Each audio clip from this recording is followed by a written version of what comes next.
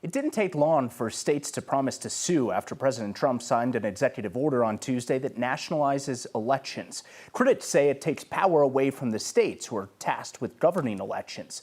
We got the perspective from someone charged with running elections here. Here's Angeline McCall.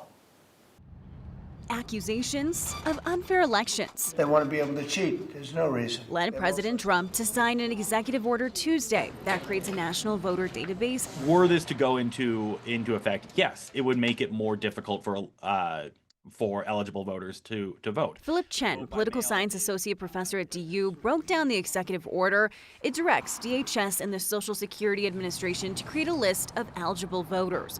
Then the Postal Service can only send ballots to verified mail-in or absentee voters. If you look at the Constitution, it very explicitly grants the power to run elections to the states, and then it adds on or through congressional action. Weld County Republican clerk and recorder Carly Kappas says there's already concerns about implementation. Unfortunately, again, election order here does not have any federal funds tied to it. So who's going to pay for this big implementation and change? And does USPS honestly have the capability to build the database that they are calling for in this executive order? She worries that if an eligible voter's information isn't in the database correctly, that it'll mean a Coloradan's vote may be left uncounted or they may never receive a ballot by mail. We do know that some of these federal databases have some lapse in data, and more than likely, we usually at the state level and county level have better, more up-to-date, accurate information for voters.